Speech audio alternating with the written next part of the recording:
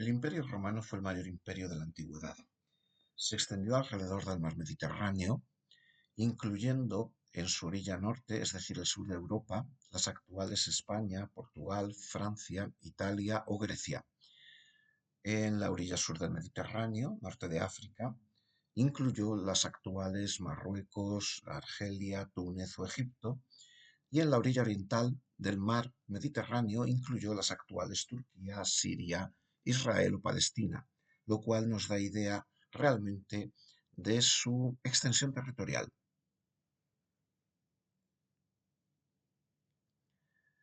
Este imperio romano no solo fue extenso y poderoso desde el punto de vista militar, sino que desarrolló una civilización brillante de la que quizá el rastro más evidente hoy en día son las obras de ingeniería, acueductos, puentes o calzadas que podemos encontrar por todo ese antiguo territorio. Esta civilización alcanzó un grado tan notable que dio a sus habitantes un nivel de vida relativamente elevado. Este nivel de vida se ejemplifica bien en las termas, construcciones en las que los ciudadanos podían tomar baños con agua a diferentes temperaturas y donde se desarrollaba lo principal de su vida social, pues también contaban dichas termas con bibliotecas o gimnasios. El idioma oficial de este imperio romano fue el latín, lengua original del Lacio, donde se ubica la ciudad de Roma, y una herencia de este imperio son varias de las principales lenguas habladas hoy en día en Europa y que derivan todas ellas del latín, como es el caso del portugués, el castellano, el catalán valenciano, el francés, el italiano o el rumano, entre otras. Y estas lenguas, algunas de ellas, se han convertido en las más habladas del mundo o en algunas de las más habladas del mundo, puesto que los países europeos que las hablan realizaron una expansión ultramarina a partir del siglo XVI que ha convertido estos idiomas en los más hablados del continente americano y también en lenguas de cultura y de administración en gran parte de África.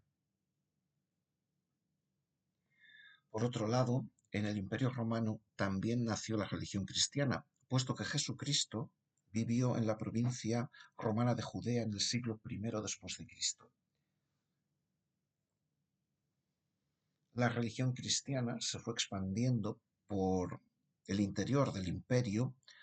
hasta que en el siglo IV se convirtió en la religión oficial del Estado y en la única permitida, es decir, acabó desplazando al resto de religiones. Y esta religión cristiana, hoy en día,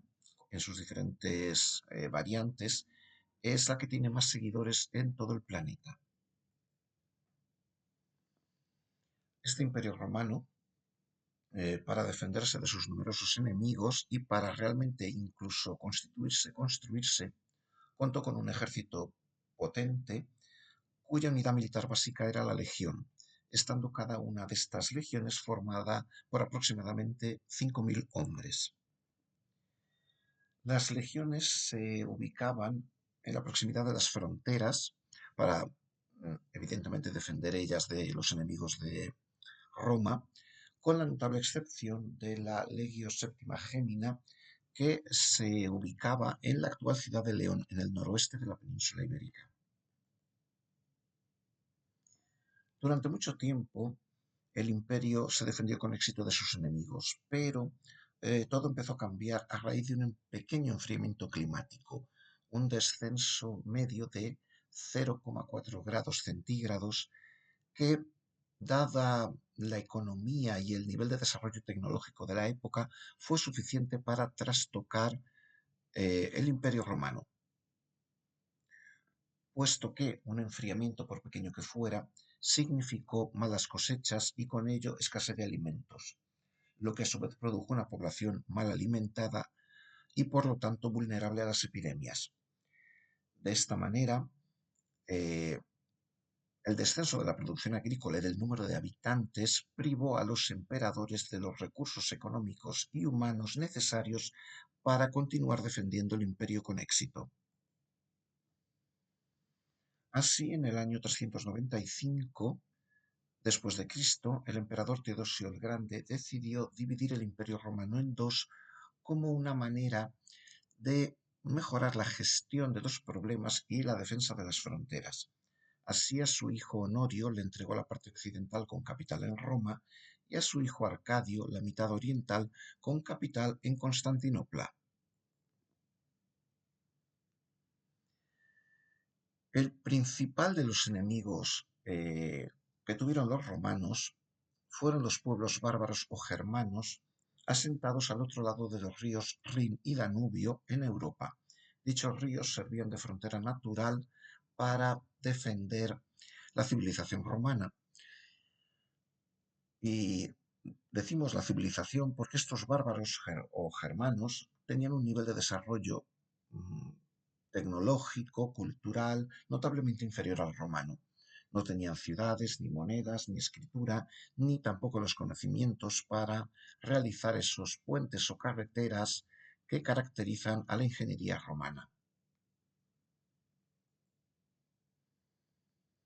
El punto de inflexión se produjo en el invierno de 416, cuando el río Rin se congeló y el 31 de diciembre de ese año, tres pueblos bárbaros aliados, los suevos, alanos y vándalos, aprovecharon para cruzar sobre su cauce helado y entrar dentro del imperio, con todas sus familias, animales, etc. Para contener esta invasión, los romanos recurrieron a los visigodos, otro pueblo germano, al que sin embargo preferían dentro de sus fronteras, puesto que habían empezado a romanizarse. De hecho, se habían convertido al cristianismo y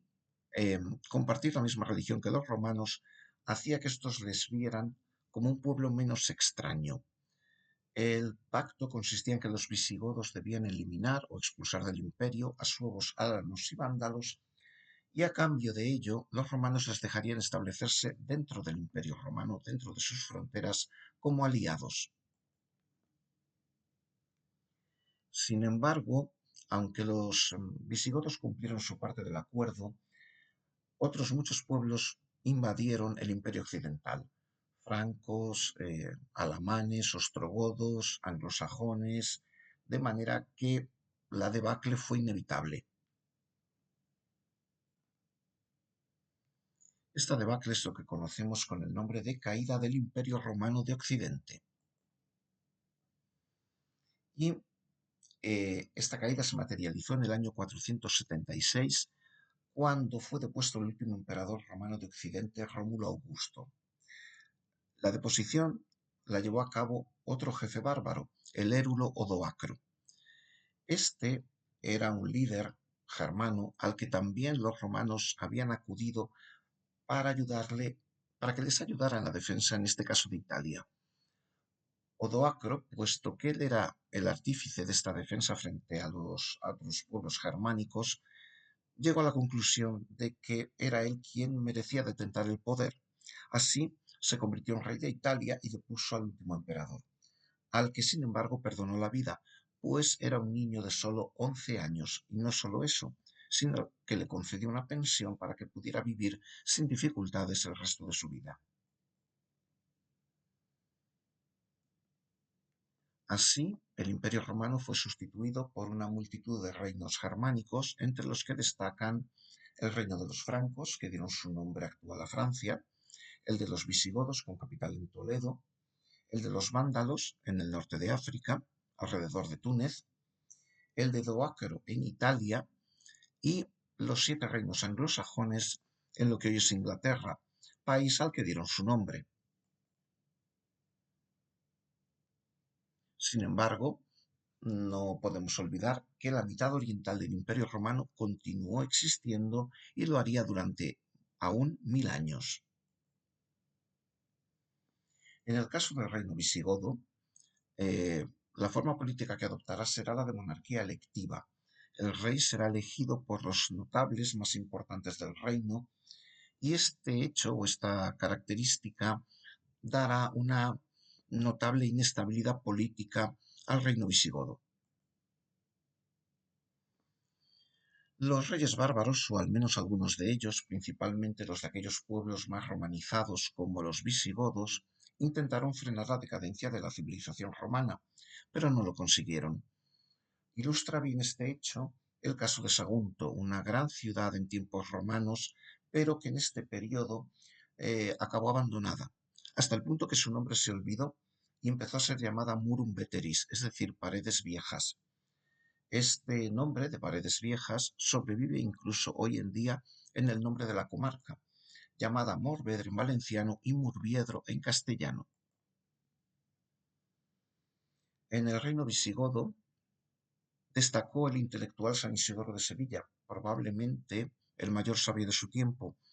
que contribuyó o intentó contribuir a frenar esa decadencia recogiendo todos los conocimientos que fue capaz en su obra llamada Las Etimologías, una especie de enciclopedia que permitió que gran parte del saber de la civilización romana se conservara en Europa occidental durante la Edad Media. Mientras tanto, en la parte oriental del imperio no solo se mantuvo la civilización y la cultura, sino que llegó a haber un desarrollo económico tal que permitió al que quizás el más famoso de sus emperadores, Justiniano el Grande, acometer un proyecto político llamado la renovación del imperio, que en el plano militar consistía en la reconquista del antiguo imperio romano de Occidente. Si bien Justiniano no consiguió completar este proyecto, sí que realizó gran parte de él, puesto que conquistó el reino ostrogodo de Italia, el reino vándalo del norte de África y el sur del reino visigodo, las actuales Andalucía, Murcia y Alicante, además de las Islas Baleares, de manera que el Mediterráneo volvió a ser un mar romano.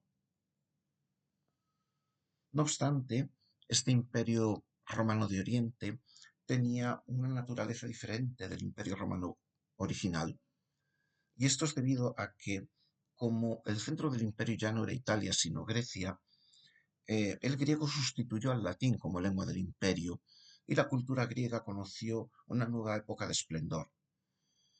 Dado que la capital, Constantinopla, estaba construida sobre la antigua ciudad griega de Bizancio, y para poner de relieve la naturaleza griega y por tanto diferente del imperio romano unitario anterior, los historiadores suelen llamar a este imperio como bizantino,